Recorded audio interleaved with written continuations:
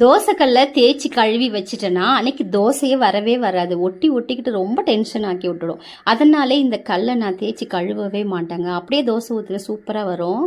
ரொம்ப நாள் கழுவாமல் இருந்ததுனால இது ரொம்ப கருப்பாயிடுச்சு. நடுப்பில் மட்டும்தான் கொஞ்சமாக வெள்ளையாக இருக்குது. இதை நான் கழுவணுன்னு ரொம்ப நாள் நினச்சிட்டு இருந்தேன். ஆனால் ரொம்ப நேரம் ஆகுமோ, கை வலிக்குமோன்னு ரொம்ப யோசிச்சுட்டு இருந்தேன். ஆனால் இந்த மெத்தடில் நான் க்ளீன் பண்ணி பார்த்தேன். ஒரு 10 நிமிஷம் தாங்க ஆச்சு. இந்த அளவுக்கு வெள்ளையாக வரும்னு நினச்சி கூட பார்க்கல. வாங்க அதை எப்படி க்ளீன் பண்ணேன்னு சொல்கிறேன். இப்போ ஸ்டவ்வை ஆன் பண்ணிட்டேன். இப்போ தோசைக்கல்லை எடுத்து வச்சுட்டு எலுமிச்சம்பழம் இருக்குல்ல, அதை எடுத்து நல்லா அப்படி ஓரம் ஃபுல்லாக அப்படி நல்லா தேய்ச்சி விடணும். நல்லா இப்படி தேய்ச்சி விடுங்க. பழைய எலுமிச்சம்பழம் வேஸ்ட்டாக தூக்கி போடுறது இருந்தால் கூட பரவாயில்ல. நல்லா தேய்ச்சி விட்டுட்டு இப்போ தோசைக்கல் ஃபுல்லாக தண்ணி ஊற்றிடணும். தண்ணி ஊற்றிட்டு நம்ம துணி துவைக்கிறதுக்கு யூஸ் பண்ணுவோம்ல சர்ஃப் எக்ஸல் பவுடர், எந்த பவுடராக இருந்தாலும் பரவாயில்ல, கொஞ்சமாக ஒரு 1/2 டீஸ்பூனுக்கு அப்படி போட்டுட்டு ஒரு 2 ஸ்பூனுக்கு சால்ட்டு அப்படியே ஓரமாக போட்டு விட்டுடுங்க. இப்போ பாருங்கள் தண்ணி நல்லா கொதிக்குது.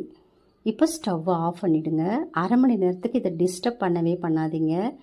இந்த எண்ணெய் பிசு எல்லாமே போயிடும் இதில். ஒரு 1/2 மணி நேரம் கழித்து இந்த தண்ணியை மட்டும் வேறு ஒரு பாத்திரத்தில் ஊற்றி வச்சுக்கோங்க. சிங்க்கு கழுவுறதுக்கு யூஸ் ஆகும். இப்போ ஸ்டவ்வை ஆன் பண்ணிக்கோங்க. தோசைக்கல்லை எடுத்து வச்சுட்டு ஒரு கிடுக்கி வச்சு ஸ்ட்ராங்காக பிடிச்சிக்கோங்க. இப்போ ஒரு கத்தி எடுத்துகிட்டு நல்லா இப்படி சுரண்ட ஆரம்பிச்சிருங்க. சூப்பராக வருது பாருங்கள். நல்லா ஊறினதுனால பத்தையாக நல்லா எடுக்க நல்லா சூப்பராக வருது. எனக்கே ஆச்சரியமாக போயிடுச்சு, இவ்வளோ சீக்கிரம் இதை நம்ம க்ளீன் பண்ணுவோமான்னு. இதை தூக்கி போட்டுட்டு வேறு கல் வாங்கிடலாம். இருந்தாலும் இது வந்து எங்கள் அம்மா வீட்டிலேருந்து நான் எடுத்துகிட்டு வந்தேன். அதனால இதை அவ்வளோ சீக்கிரம் தூக்கி போட முடியாது. அதனால் இதை நம்ம க்ளீன் பண்ணலான்னு தான். ஆனால் இவ்வளோ சீக்கிரம் நான் க்ளீன் பண்ணுவேன்னு நினச்சி கூட பார்க்கல. பாருங்கள் இவ்வளோ ஈஸியாக வருது. அப்படியே சுரண்ட அப்படியே கடன்னு வந்துச்சு. இந்த அளவுக்கு இப்போ ஸ்டவ்வு பாருங்கள் எந்த அளவுக்கு ஆயிடுச்சுன்னு. இப்போ நான் ஸ்டவ்வை தான் நான் ரொம்ப நேரம் க்ளீன் பண்ணணும். இப்போ சுரண்டி எடுத்தாச்சு. இப்போ டேபிள் வச்சு நம்ம தண்ணி பாருங்கள் ரொம்ப சூடாக இருக்குது. இந்த மாதிரி இரும்பு நார் எடுத்துக்கோங்க. சூடு இருக்குக்குள்ளேயே, ரொம்ப சூடு இல்லை, கொஞ்சம் கை பொறுக்கிற சூடு இருக்குக்குள்ளே நல்லா ஒரு துணியை வச்சு பிடிச்சிட்டு கொஞ்சமாக சபீனா போட்டு இரும்பு நாரை வச்சு நல்லா கொஞ்சம் அழுத்தம் கொடுத்து நல்லா தேய்ச்சி விடுங்க.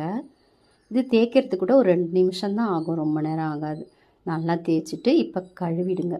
பாருங்கள் இந்த அளவுக்கு வெள்ளையாகும் நான் எதிர்பார்க்கவே இல்லை. சூப்பராக வந்துடுச்சு. இப்போ இதில் நம்ம தோசை வருமானு ஒரு டவுட்டு எனக்கு. ஃபஸ்ட்டு ஒரு ஆம்லேட் போட்டு பார்க்கலாம் அப்படின்னு சொல்லிட்டு ஸ்டவ் ஆன் பண்ணிவிட்டு எண்ணெயை ஃபுல்லாக தடவிட்டு ஒரு முட்டையை உடச்சி ஊற்றி பார்த்தேன். நல்லா வருது, கொஞ்சம் லைட்டாக ஒட்டுது.